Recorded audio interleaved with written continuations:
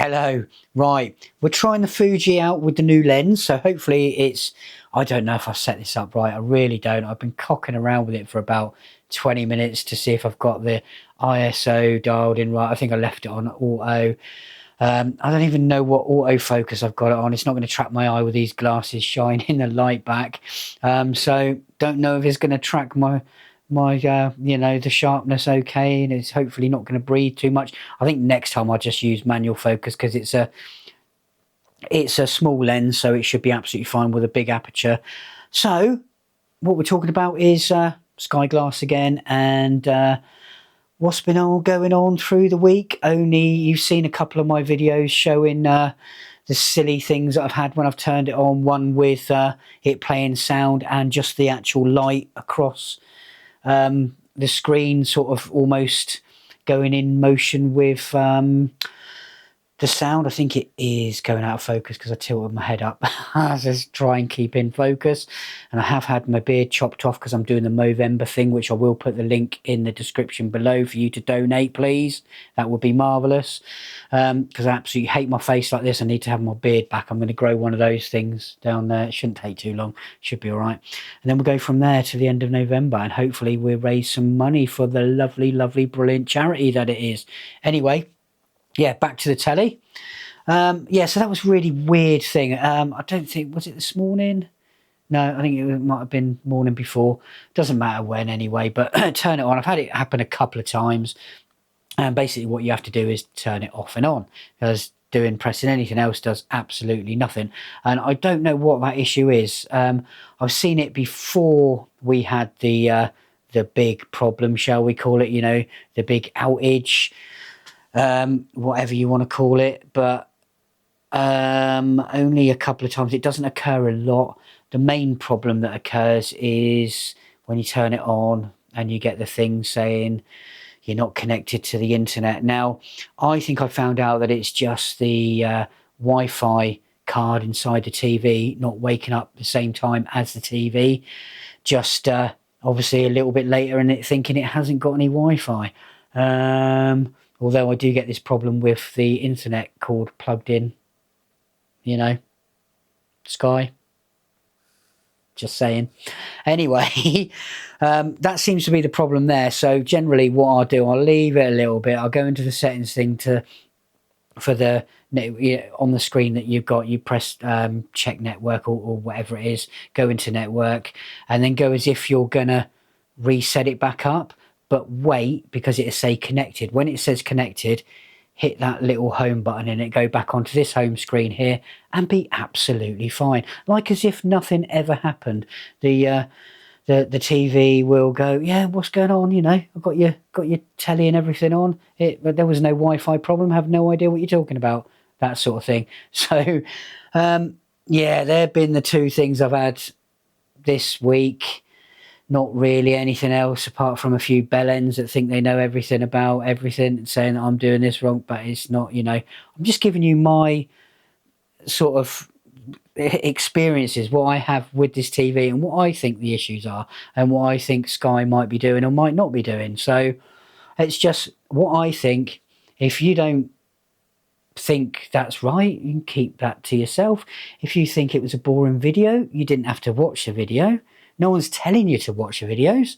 It seems like the people that do that sort of thing are just trolls, really. Just watch a bit of the video or try to find something to have a little moan about because they're keyboard warriors and they feel all big and big I am on a keyboard behind a monitor and this, that and the other. Now, life and this world does not have time for sad, tiny-minded people like you. Yes, I might not give the correct information all the time, but I'm just going with what I can find out and what I think it is. I love my TV. When it works, it's absolutely brilliant. I love the definition and everything on the screen. I don't think it's any worse than anything else.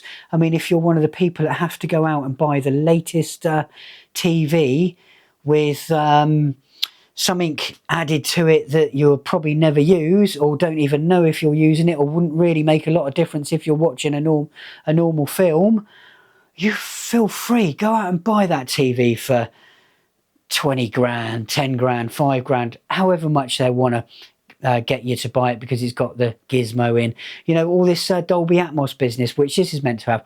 It's okay. It's not very good in a TV. You sort of need separate sort of speakers, really, not so much around the room, but sort of to each corner and here, there, and everywhere. Not in the telly. It's not going to work brilliantly at all. It just won't. There's not enough room inside the unit to produce decent sound anyway, which we can tell from, like I said, with the buzzing noise that you can get if you turn the bass boost on, because the speakers can't handle the frequency. So you just can't. It's not one of the things. You need a decent sort of amount of speakers. I've got some THX Lucasfilm speakers in the other room. They're massive and they sound absolutely fantastic when they're linked up to an app.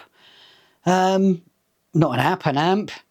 They're absolutely phenomenal, and the bass bins they've got 12-inch woofers in them, and they're frigging massive. I haven't got room for them, to be quite honest, in this room, but they sound outstanding. It's like being in I think it was old UCI cinema. That's how good it sounds. So you're never going to get anything like that unless you have the speakers and really the boxes, or they've got to be a decent speaker, basically. You're not going to get a decent sound out of a telly. I mean, this does sound good, and there are some good tellies out there, but nothing is going to beat 5.1, 7.1, 8.1, Dolby Digital, DTS. DTS is fantastic. Uncompressed sound. Once you listen to uncompressed sound, DTS soundtrack on a movie, it's phenomenal. Yeah, I mean, this is a bit of a gadgety TV, but it works.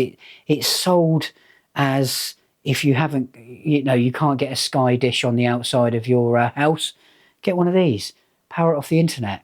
You've got everything that you need there. You can't record, but it's TV on demand. So generally everything is there that you need. And if you've got subscriptions with Netflix, Disney, and this, that, and the other, that's all you bloody need. You don't need anything else. You don't need to record anything because you can watch it on playback, or there's all sorts of things you can do there. Or you could just buy yourself an add-on box that record whatever it is you need to on there. Obviously, it's not going to be a Sky thing, but if there's anything on Sky, you can sort of watch it anytime you want anyway. So I don't really see that being an issue. But some people still like recording. I do get it on the film sort of side of it, where you get Sky, it's not box office anymore, Sky Store or whatever, saying that you can buy this and own it forever.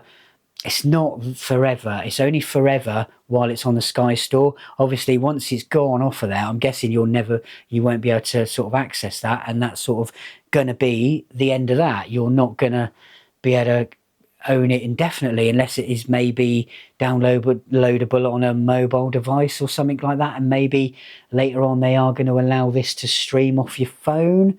I don't know, but you could do that anyway with, like, if you've got an Apple TV box still, or an Android box that allows that. I don't know if the Fire TVs stream. I'm guessing they probably do, but it doesn't really matter. I think this is cool. I think it's got the screen is absolutely fine for me and my eyes.